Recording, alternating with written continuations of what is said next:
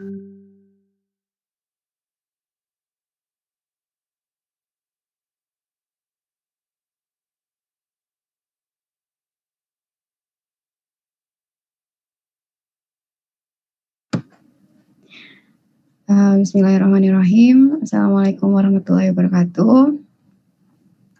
Waalaikumsalam. Jam 11 ya. Untuk sesi kali ini nggak berat-berat banget karena ini tuh sebenarnya apa ya? Recording in progress. Aku nggak cukup punya spesialisasi di bagian postpartum, tapi sebatas yang udah aku pelajari dan aku dapetin di pelatihan. Jadi kalau di yoga, aku kan udah pelatihan yoga, itu yang aku dapetin lebih dapet keilmuannya lebih di prenatal. Jadi di postnatal itu setelah kelahiran itu nggak seberapa ditekankan gitu. Jadi kalau misalnya mau ambil spesialisasi di bagian postpartum itu ada pelatihannya lagi. Biasanya ada kelas pelatihan core fix. Terus bahkan kalau di luar negeri itu ada fisioterapi S2-nya itu khusus tentang pelvic floor atau fisioterapi pelvic health gitu loh. Tuh, jadi ini aku bahas luar-luarnya aja, kulit-kulitnya. Jadi lanjutan dari kemarin kalau kita bahas tentang kelahiran, sekarang sesi ini kita bahas tentang setelah kelahiran, jadi postpartum. Nah, segera setelah kelahiran itu bayi dia akan diletakkan di perut ibunya atau di bagian dada yang biasanya kalau kita sebutnya inisiasi menyusu dini. Nah, ini juga yang perlu diketahui, IMD itu banyak yang masih salah paham. Jadi dulu pun aku juga keliru memahaminya. Dulu aku taunya inisiasi menyusui dini. Jadi ketika bayi ditaruh di dada ibunya itu ya udah langsung susuin aja. Ternyata bukan seperti itu. Jadi seharusnya bayi diletakkan di perut ibu. Jadi ya udah biarin dia istirahat. Nanti setelah dia udah punya tenaga lagi, dia akan merangkak sendiri ke dada ibunya untuk mencari puting gitu. Mencari puting susu ibunya. Jadi dia yang berinisiasi untuk menyusui, bukan ibunya yang inisiasi buat menyusui bayinya, bukan seperti itu gitu. Itu sekilas info tentang IMD, inisiasi menyusu dini bukan menyusui dini. Nah, itu dilakukan sambil menunggu kelahiran plasenta. Nah, untuk kelahiran plasenta sendiri itu kan butuh si hormon oksitosin juga. Peletakan bayi di perut atau dada ibunya terus melakukan IMD itu membantu ngebooster hormon oksitosin supaya si plasentanya lahir, dan setelah plasenta lahir itu nantinya rahim pun akan tetap terus berkontraksi, tentunya juga butuh terus hormon oksitosin. Jadi di situ ngebantu banget supaya rahimnya kembali ke ukuran yang sebelum kehamilan, terus juga menghentikan pendarahan. Nah, biasanya untuk membantu menghentikan pendarahan itu juga akan dilakukan fundal massage. Jadi di bagian puncak rahim itu agak sedikit diberikan penekanan gentle itu untuk ngebantu supaya tidak terjadinya pendarahan pada postpartum. Nah, biasanya juga diberikan suntik pitocin atau oksitosin buatan, tapi sebisa mungkin tapi sebenarnya itu SOP udah jadi SOP di Indonesia, jadi setelah lahir langsung disuntikin pitocin. Tapi kalau misalnya bisa dinegosiasi ke bidan atau ke dokter, itu sebenarnya ibu boleh-boleh saja tidak meminta disuntikin pitocin itu. Karena tentunya sesuatu yang tidak alami itu pasti akan ada efek sampingnya. Terus ibu perlu banget untuk langsung makan gitu, karena kan dia melewati proses yang luar biasa, energi yang terkuras juga sangat banyak, jadi semakin cepat makan, jadi dia semakin cepat kembali energinya lagi gitu. Terus untuk prosedur pada bayinya, ini juga tergantung dari provider, entah itu di rumah sakit, di klinik, atau bahkan lahiran di rumah. Yang pertama sama tadi dengan IMD, Early Initiation of Breastfeeding. Nah, terus juga sebenarnya yang paling baik itu dilakukan skin to skin. Jadi sebisa mungkin ibu itu nggak ada sehelai pun kain di atas dadanya. Jadi setelah bayi lahir itu langsung skin to skin dengan ibu. Yang dimana ternyata pada saat proses persalinan itu sekumpulan mikroba baik di tubuh ibu itu akan berkumpul di vagina dan payudara ibunya gitu. Yang dimana si mikroba baik ini dia Allah ciptakan untuk ibaratnya imunisasi alami vaksinasi, jadi ngestimulasi kekebalan tubuh si bayi itu gitu. Jadi kalau lewat vagina si bayi akan terpapar dengan si mikroba baik ini, yang kemudian mikroba ini dia akan tertelan, kena kulitnya bayi segala macam. Nah, yang dimana itu dia akan meningkatkan imunitas bayinya.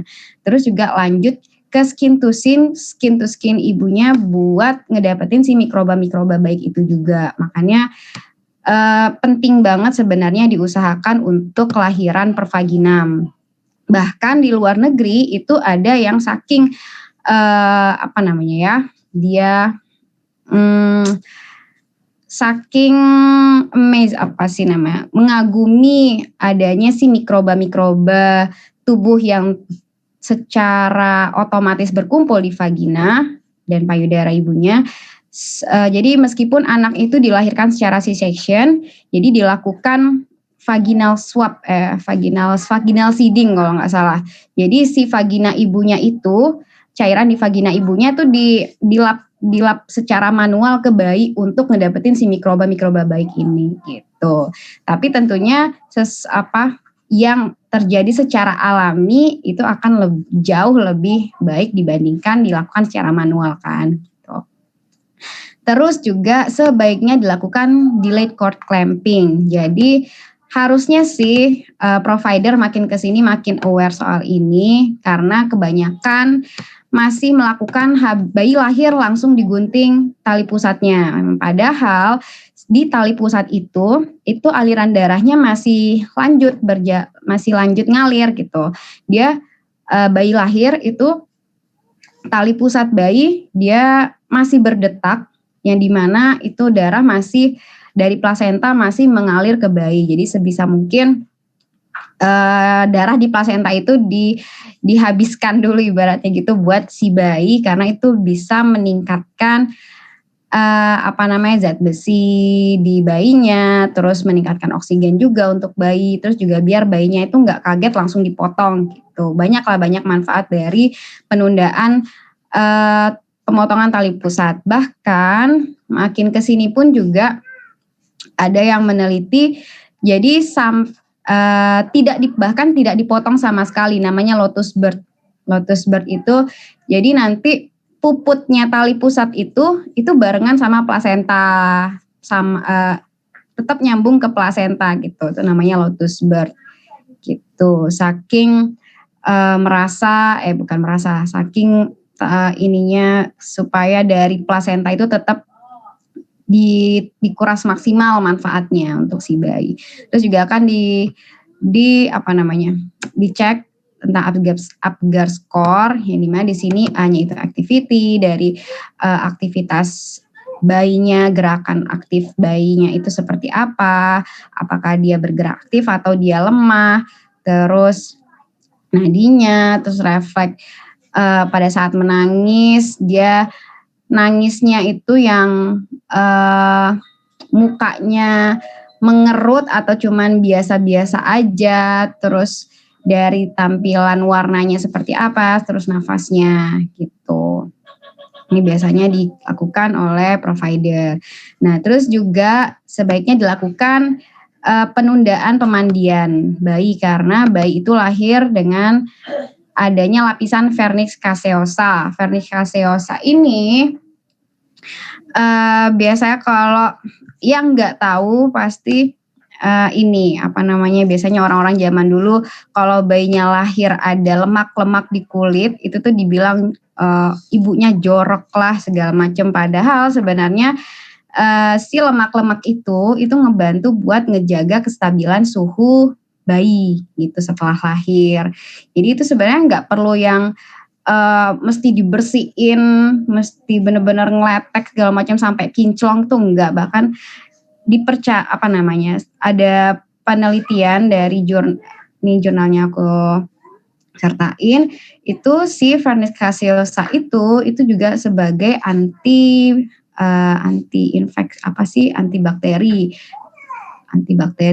patogen gitu, buat menghindari terjadinya infeksi, pokoknya ngelindungin si bayi inilah. Nah, delay bath ini biasanya minimal seenggaknya 6 jam setelah lahir atau bisa 1 kali 24 jam atau tergantung dilihat dari bayinya juga, tapi minimal 6 jam. Terus pengukuran tinggi badan dan berat bayi itu sebenarnya bisa di-delay juga karena yang paling dibutuhkan bayi di awal kelahiran itu adalah dekat dengan ibunya. Ini juga masih tantangan di Indonesia, jadi banyak yang bayinya lahir itu langsung diambil, timbang, ukur, terus langsung dibawa pergi ke ruang perawatan bayi, padahal nggak bisa kayak gitu sebenarnya. Itu pun diatur oleh undang-undang untuk sebisa mungkin bayi rooming in dengan ibunya karena itu masa kritis buat ibu dan bayi. Ibu butuh bayi supaya mencegah terjadinya pendarahan, jangan sampai ada pendarahan karena bayi itu ngebooster oksitosin si ibu. Bayi pun juga karena dia 9 bulan di perut terus lahir tahu-tahu dipisahin juga itu enggak sangat tidak manusiawi berarti kayak gitu. Terus di awal kelahiran itu juga biasanya bayi akan kekurangan berat badannya bakal berkurang sekitar 10% itu masih normal. Kalau lebih dari itu baru nggak normal. Jadi nggak terlalu nggak mesti worry kalau tahu-tahu berat badannya berkurang, itu nggak masalah selama tidak lebih dari 10%. Nah, terus juga biasanya disuntikin vitamin K sama hepatitis B ini ini SOP yang dilakukan di Indonesia. Tapi lagi-lagi ini balik ke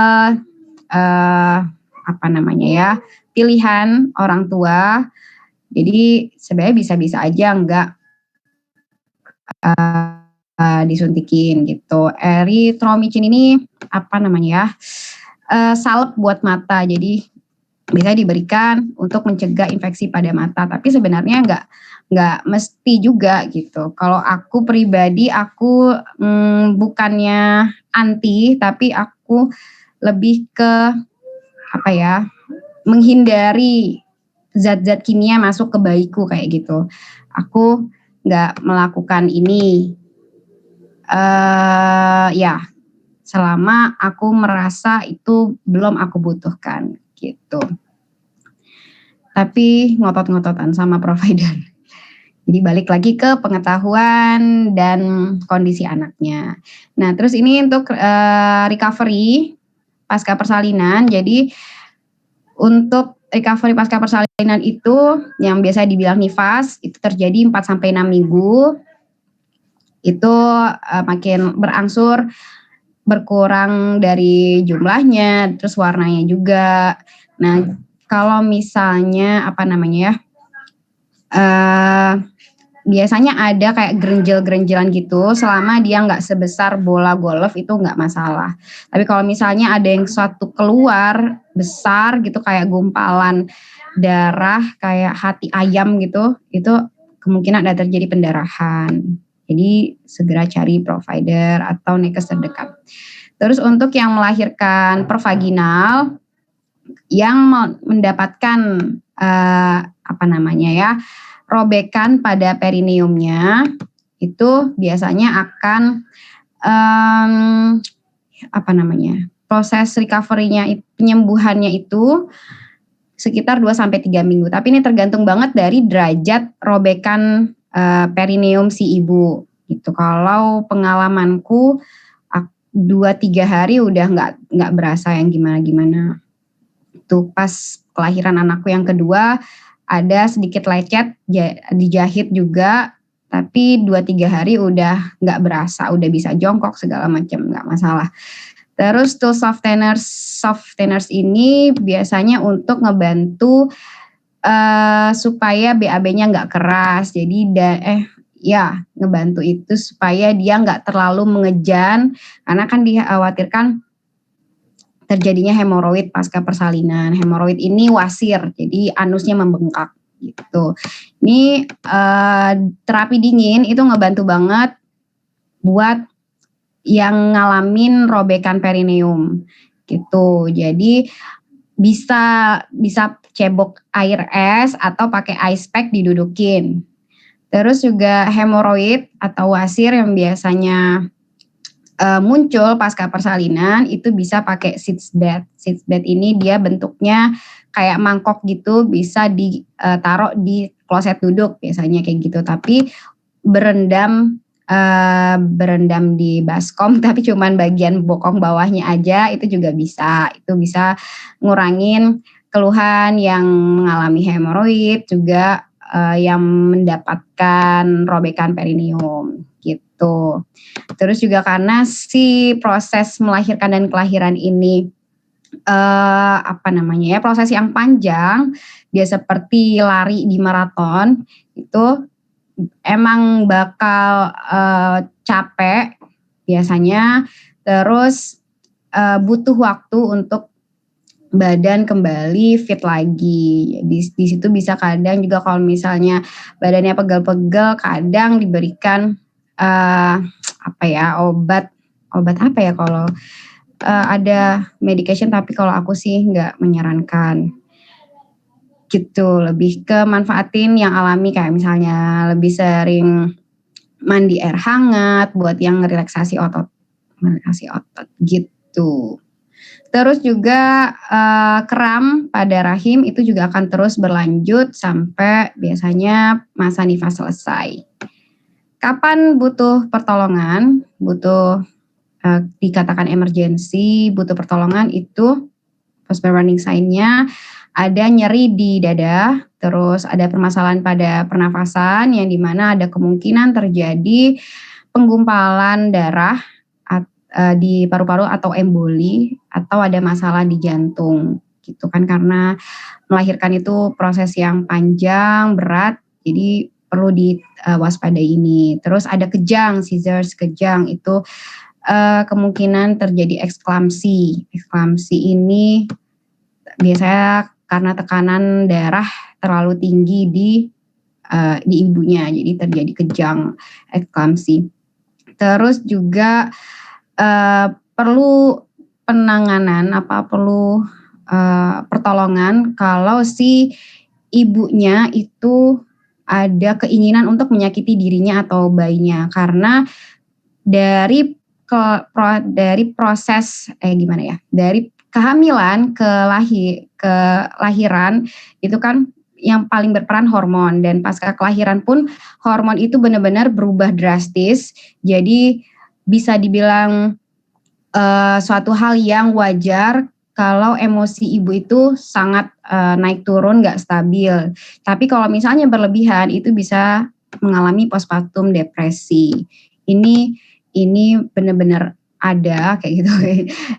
Bahkan ada yang saking depresinya karena pengaruh hormon juga atau pengalaman persalinan yang tidak menyenangkan, dia bahkan nggak bisa mendengar nangis bayinya, atau pokoknya macam-macam lah postpartum depresi ini gitu. Terus juga perlu ke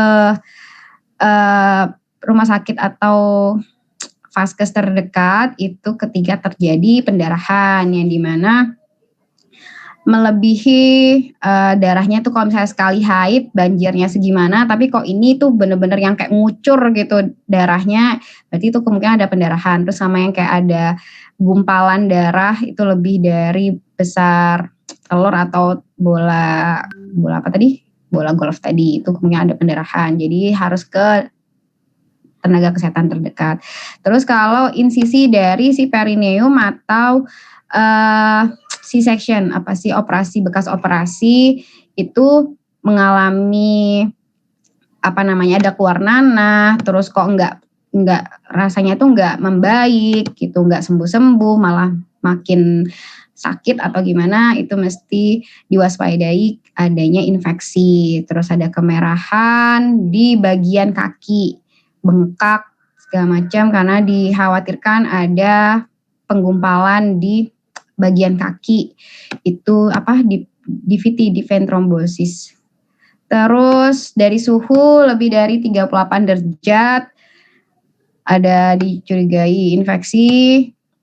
Terus juga apa namanya, bau darahnya tuh beda, bau banget, bau busuk, itu kemungkinan ada infeksi karena kan setelah lahiran itu kan darah nifas ketemu sama luka perineum kayak gitu, itu rentan banget kena infeksi gitu. Jadi mesti banget dijaga kebersihan, terus pembalut nggak lebih dari 1 jam, sering-sering ganti pembalut, pakai biasanya atau apa, pakai sabun khusus gitu untuk membersihinnya.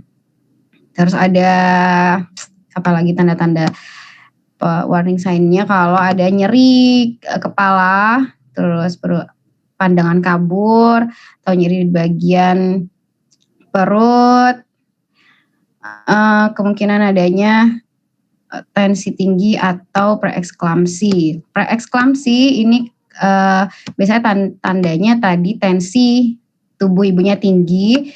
Kalau misalnya dia nggak tertangani preeklamsi ini, dia berubah jadi eksklamsi, kejang. Jadi dari tekanan darah tinggi udah ada tanda-tanda preeklamsi, terus kalau nggak ditangani dia jadinya eksklamsi, kejang gitu. Terus untuk yang lahirannya sesar itu biasanya recovery-nya sekitar 4 sampai 6 minggu. Tapi tergantung juga dari tubuh ibunya. Tapi minimalnya 4 sampai 6 minggu. Terus tidak disarankan ibu mengangkat mengangkat sesuatu yang melebihi berat bayinya gitu di 2 minggu awal. Jadi kalau misalnya ada suatu berat yang mau diangkat itu mesti minta tolong. Terus ditahan apa namanya ya, dilakukan penekanan pada insisi ketika ketawa, batuk, bersin karena itu bikin tekanan di perut dan rasanya tuh sakit luar biasa. Pokoknya ketawa aja tuh kalau misalnya sesar itu nggak bisa sama sekali rasanya, kalau ketawa tuh nyeri banget. Nah buat ngurangin rasa nyeri di luka sesar itu caranya diteken bagian luka sesarnya itu pakai bantal atau sesuatu yang bisa neken lah gitu, buat nggak terlalu sakit nyerinya. Terus karena bekas sesar operasi itu kan operasi sesar itu bedah yang besar, dia yang dipotong aja itu 7 lapis, jadi itu butuh banget tentunya untuk lebih rileks supaya tidak semakin tegang akhirnya nyeri, terus juga biasanya dibantu dengan obat anti nyeri gitu dari dokter. Terus tapi sebenarnya nyeri ini dibutuhkan, tapi jangan sampai terlalu tinggi yang dimana bisa menghambat proses recovery-nya itu sendiri. Tapi juga enggak yang hilang-hilang banget, jadi sebatas yang bisa ditoleransi gitu. Nah ini juga moving as soon as possible, kayak perawatan pasca operasi lainnya juga kan kayak gitu, sesegera mungkin untuk bergerak, terus di atas 6 sampai 8 jam. Terus, tapi nggak boleh juga terlalu berlebihan, harus dirasain tubuhnya, harus mindful karena abdominal surgery itu operasi besar, tapi, nggak yang terlalu manja juga, tetap harus bergerak pelan-pelan, dikit-dikit, bertahap, gitu, yang penting bergerak. Terus setelah,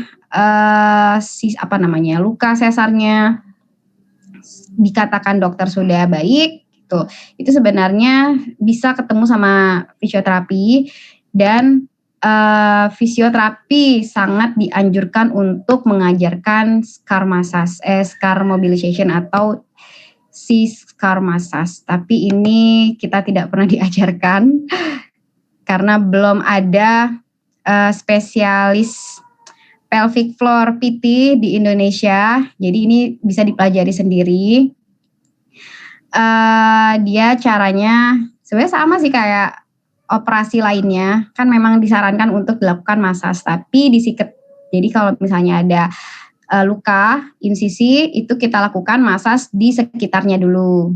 Dilakukan dengan circle movement, terus atasnya, bawahnya, pokoknya di sekitar luka insisi. Nanti setelah dirasa udah lebih enak, baru dilakukan massage di bagian tepat di insisinya gitu. Tapi itu biasanya dilakukan setelah ini 4 sampai 6 minggu ini gitu.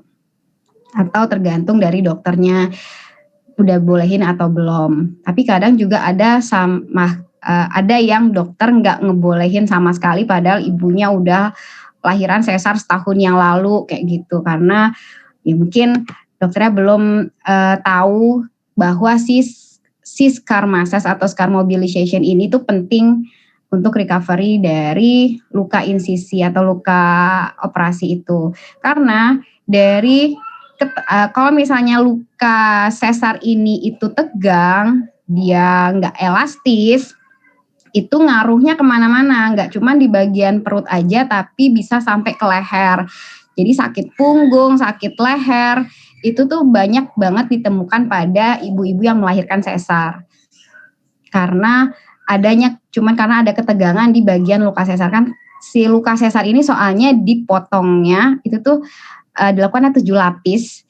Terus jadi untuk recovery-nya itu butuh proses yang luar biasa, dan kalau nggak dibantu dengan scar mobilization itu bakal lama banget, bahkan banyaklah efeknya kalau nggak dilakukan scar mobilization gitu.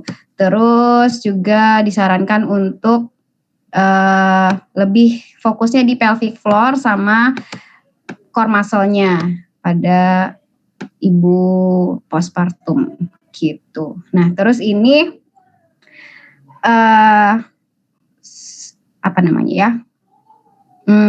ini aku dapat dari pelatihan prenatal gentle yoga.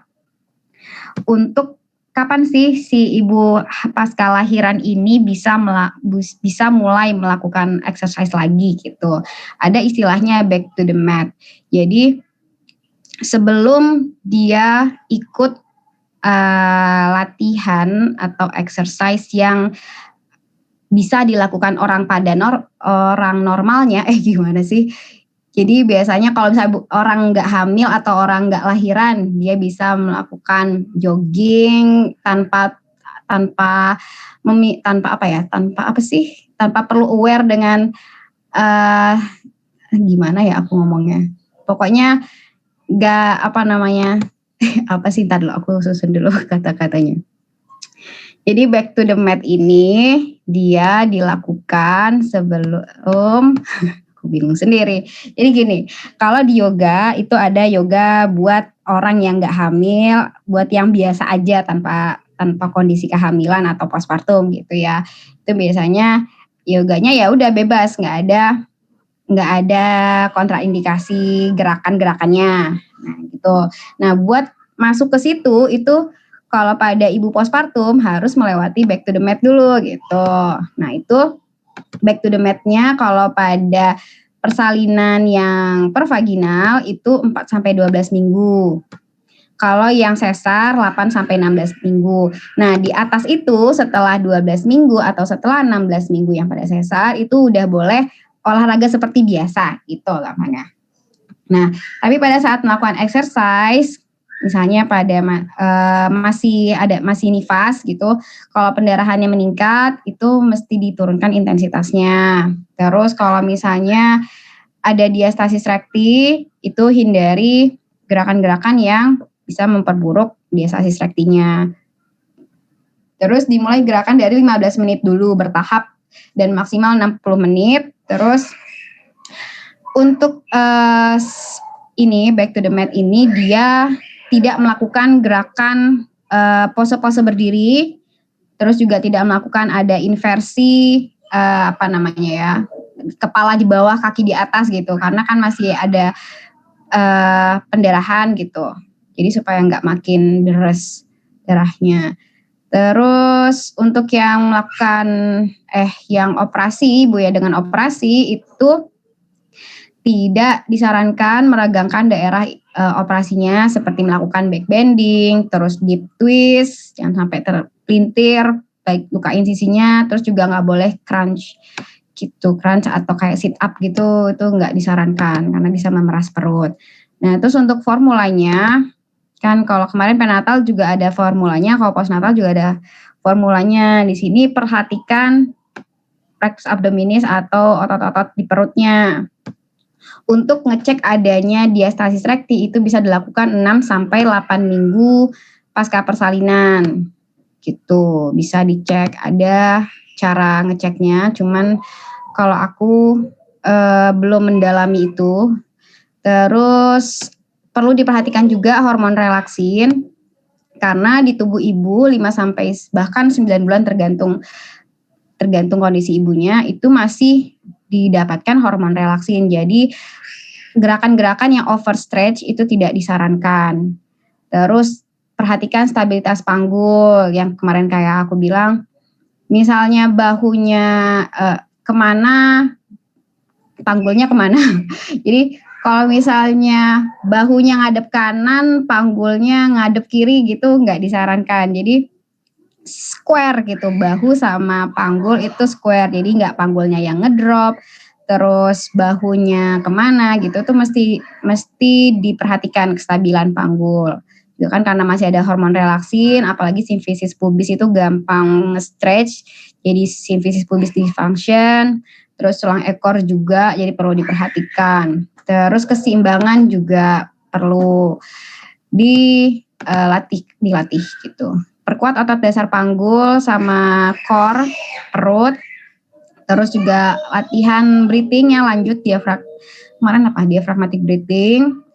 Terus individual assessment adjustment ini tergantung dari masing-masing individu kliennya gitu. Nah ini gampangnya, jadi kalau kemarin mana ya?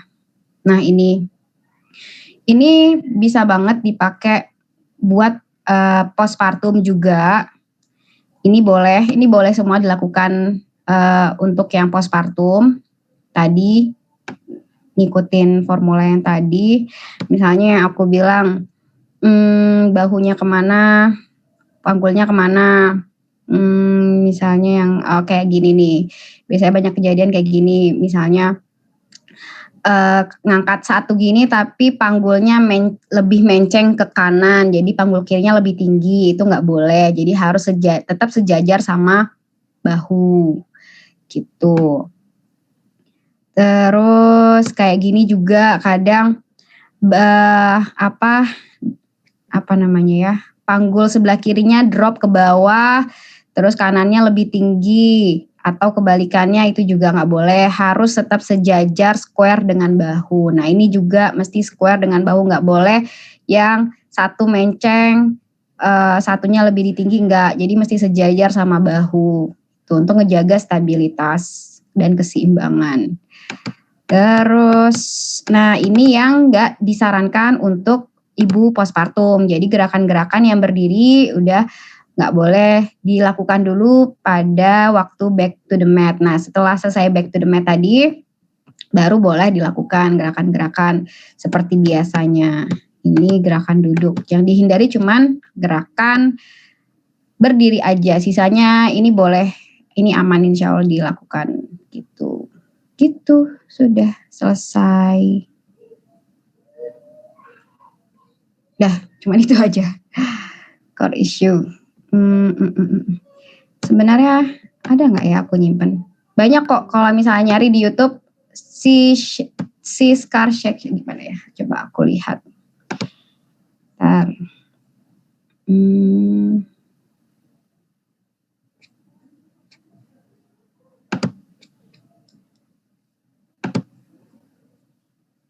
Namanya si scar massage. Coba aku share screen. Ini ya, ini. Ini cara ngecek diastasis rekti. Tapi ini mesti ini juga, aku nggak terlalu, aku pernah diajarin cuman lupa. mesti direview ulang, nanya lagi ke ahlinya, karena aku waktu itu juga belajar malah sama bidan yang ambil pelatihan Corfix. Jadi buat paham kayak gini-gini tuh nggak bisa cuman dipelajari sendiri atau mesti baiknya lanjut ikut pelatihan kayak gitu. Ini untuk ngecek diastasis rekti. Si scar massage video. Ini banyak, jadi ada gambarnya. Nah, ini dilakukan di sekitarnya dulu, sekitar luka insisinya, nanti lama-lama baru di bagian sininya. Terus ini ada gerakan gini. Gitu. Sebenarnya sih prinsipnya kalau di manual terapi itu sama kok. Gitu. Tapi ini bedanya di bagian luka sesar. Terus juga karena dia lapisannya banyak kan ke rahim itu mesti bertahap juga sampai penekanannya ke rahim. Ini lakukannya kayak gini. Ini buat mencegah perlengketan antar jaringan, terus juga yang tadi keluhan-keluhan punggung, pinggang itu ngaruh banget dari kekakuan bekas sesar. Apalagi ya. Tuh. Terus aku tuh pengen ngeliatin. Jadi aku tuh sebenarnya aku baru tahu ada pelvic floor physical therapist. Itu setelah aku hamil lahiran, enggak juga sih. Jadi aku dulu, ini sesi cerita aja ya. Jadi dulu tuh aku anak pertama sesar, terus anak kedua aku bener-bener ngupayain gimana ceritanya aku mesti lahiran per vaginam kayak gitu. Nah dari situ aku banyak belajar. Terus aku nyeplos aja, aku bilang aku pengen jadi fisioterapis khusus ahli di bagian vaginal birth after cesarean kayak gitu. Aku nggak tahu ada pelvic floor physical therapist ini. Terus dari situ, dari nyeplos itu terus makin kesini tahu-tahu ketemu aja. Ternyata tuh banyak spesialisasi fisioterapi gitu, kayak di luar negeri itu ada fisioterapi khusus ibu hamil. Jadi di rumah sakit yang nemenin ibu lahiran itu fisioterapis gitu yang aku ceritain kemarin. Nah ini dia, aku wah lah ngeliat mereka ini. Jadi supaya ibu hamil mau lahiran itu nggak yang mati gaya di ruang bersalin, nggak cuma tidur miring kanan. Gimana ya lihat ininya? Lihat semua. Mana nih postingannya? Ini dia fisioterapi dari Brazil. Dia mana ya contoh nemenin ibu lahiran? Kayak ini ibu lahiran disuruh aku mesti mesti login dulu. Nanti bisa dilihat ya. Jadi sebenarnya fisioterapi itu banyak jasanya juga di kehamilan dan persalinan. Gitu. Kalau ini pelvic floor banyak lah yang bisa dipelajari dari mereka. Karena kalau cuman kuliah di fisioterapi itu ilmunya masih belum yang gimana-gimana, baru cuman kulit-kulitnya aja. Jadi mesti nambah, terus belajar. Nggak ada kata udah lulus berarti udah punya cukup ilmu kayak gitu, enggak. Jadi mesti ikut nambah pelatihan, terus banyak baca juga gitu. Kayaknya itu sih. Ada yang mau ditanyain? Boleh, atau mau cerita-cerita?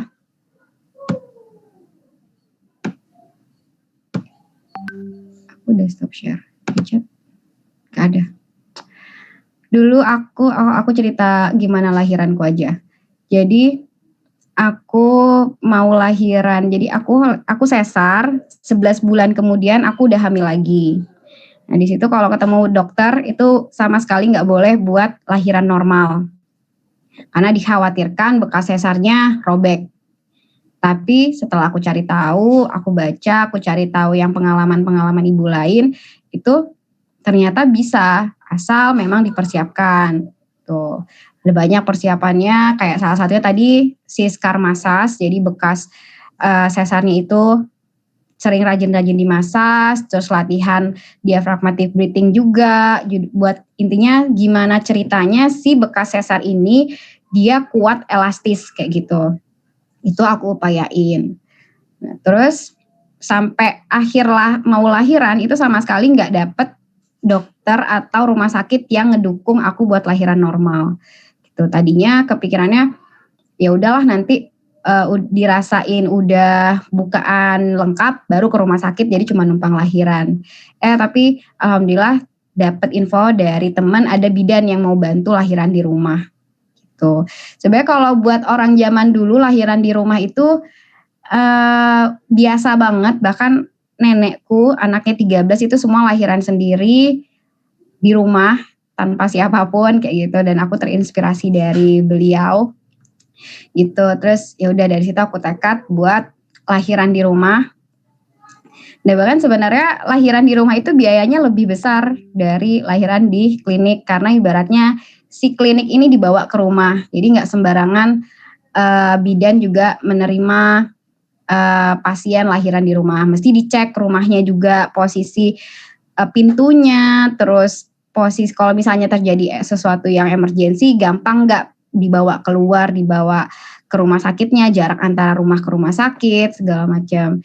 Kayak apa ya, kalau artis-artis kan juga makin kesini juga banyak tuh yang mulai home birth kayak si Andin, Waterbird kayak gitu.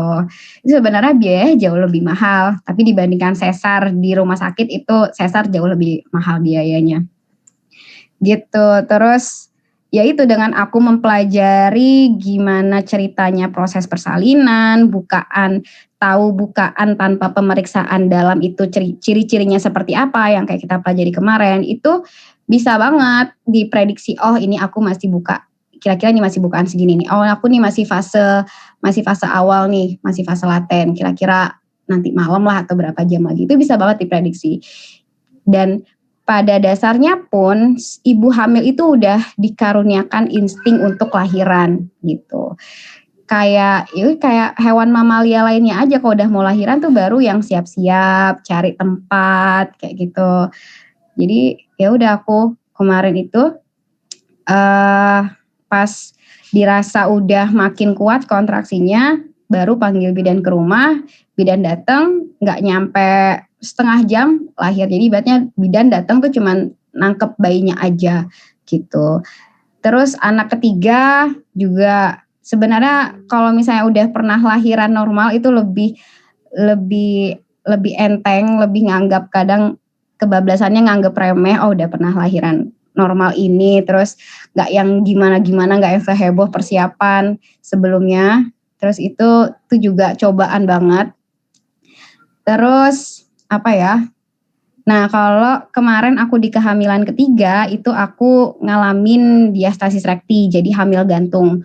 Perutnya itu terlalu turun, bayi nggak masuk panggul, bahkan sampai proses persalinan itu bayi nggak masuk panggul. Terus aku kemarin, aku ngerasain ini bayiku nih nggak masuk panggul nih, gitu kan. Aku ngelakuin namanya double hip squeeze. Kelihatan belum, aku belum screen ya. Share screen. Share screen.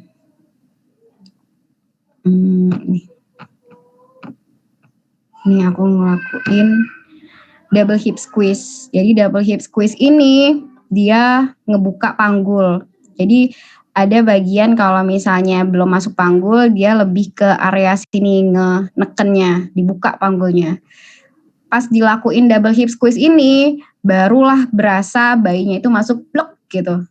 Habis itu langsung kontraksinya makin kuat, ketuban pecah, aku panggil bidan ke rumah, terus akhirnya bidan datang di jalan, tapi karena bayinya udah masuk panggul dan bagian area bawahnya udah benar-benar siap buat mengeluarkan bayi, posisinya bayinya udah bagus, itu dari ketuban pecah sampai bayi lahir cuman 4 menit. Cuman 4 menit, itu pun juga bayinya lahir brojol sendiri, nggak ketangkep, aku posisi lahirannya kayak gini, merangkak gitu. Di bawahnya aku pakai playmat, pakai mat, yoga mat gitu. Itu bayinya langsung lahir, langsung meluncur pure kayak gitu. Terus itu yang kayak abis lahiran, udah keluar bayinya kayak gitu. Jadi kalau misalnya semua dipersiapkan dengan baik, tahu biomekanismenya si panggul itu gimana, ini posisi bayi di mana nih? Oh, nih bayi belum masuk panggul, nih dia butuh ruangan lebih di inlet. Oke, open inlet. Terus nih bayinya udah masuk panggul nih, ini berasanya di sini. Oke, ini aku open outlet kayak gitu. Itu enak banget kayak gitu. Nih double hip squeeze. Ada lagi namanya shake the apple tree.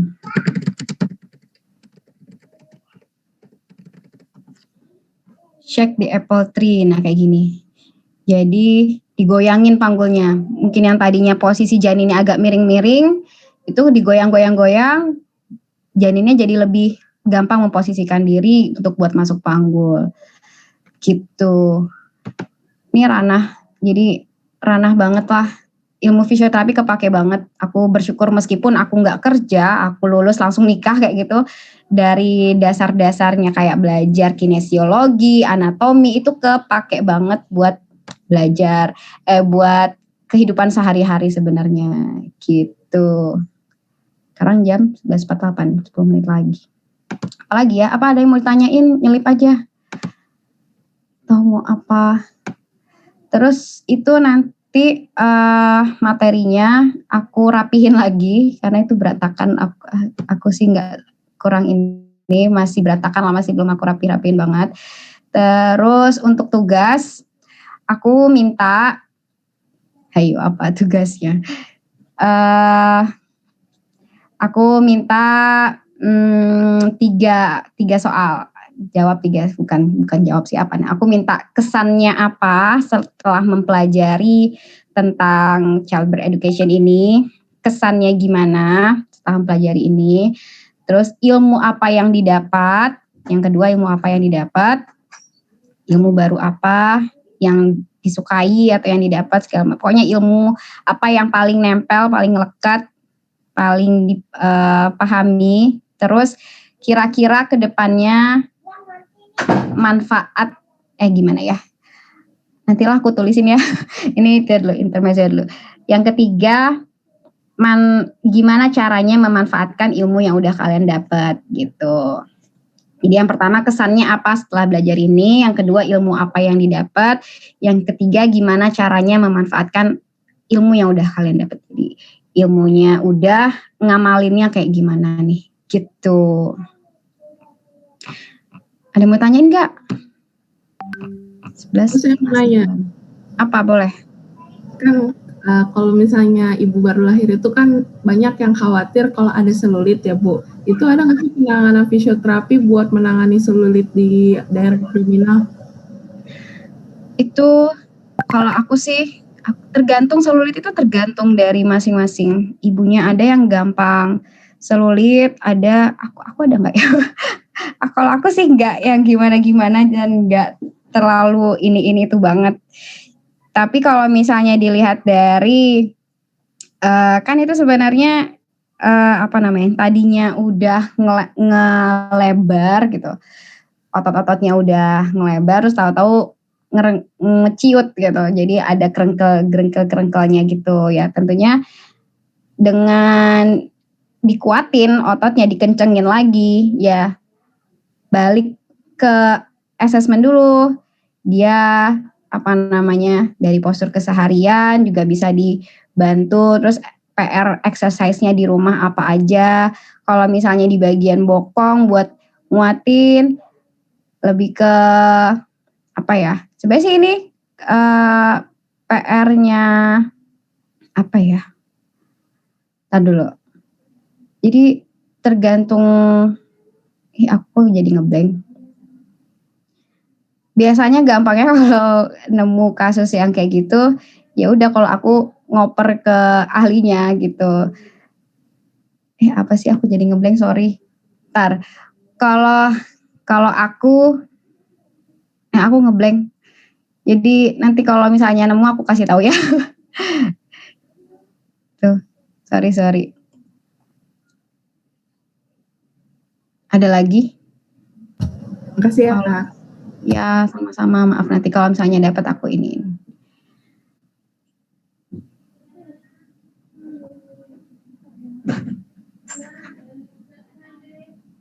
Apalagi ada apa? Terus buat yang laki-laki juga jangan terlalu apa ya namanya? Sebenarnya ilmu ini tuh juga penting banget buat laki-laki, apalagi kalau misalnya kalian nanti beristri, istri melahirkan, itu sebenarnya lebih berperan penting itu peran pendamping gitu. Jadi meskipun sekarang belum kepake atau mungkin ada yang berniat pengen jadi doula, ada loh, bukan fisioterapi, laki-laki dia ikut pelatihan doula pendamping persalinan dengan niatan dia mau mengedukasi para suami untuk mendampingi istrinya pada saat lahiran. Jadi bukan dia yang menemani istri orang, tapi dia mengajarkan suami-suami lain untuk gimana sih pada saat istri lahiran nanti tuh mesti ngapain aja suami-suami ini gitu. Apa. Nah. Ada lagi? Wow.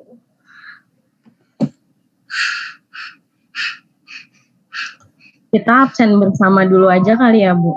Ya, boleh. Teman-teman bisa on cam ya.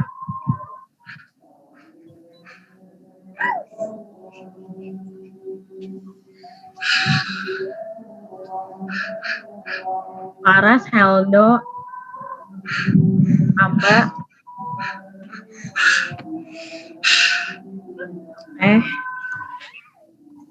slide pertama 1, 2, 3. Next slide 2, 1, 2, 3. Terima kasih semuanya. Aku mohon maaf kalau banyak kekurangan dari apa yang aku bagikan, karena aku juga sebenarnya masih belajar. Kalau misalnya ada yang salah-salah, bisa bantu koreksi juga kalau kalian menemukan apa yang sebenarnya benar gitu. Jadi sama-sama belajar di sini. Aku mohon maaf banyak kekurangan. Semoga ada sedikit aja gitu ilmu yang bisa dimanfaatkan dari apa yang aku share di sini. Tuh, banyak juga udah memperhatikan. Semoga ada yang bisa dimanfaatin. Mungkin itu aja. Aku balikin ke ketua kelas kah? Atau apa namanya? Kamila, terima kasih atas ilmunya yang telah diberikan.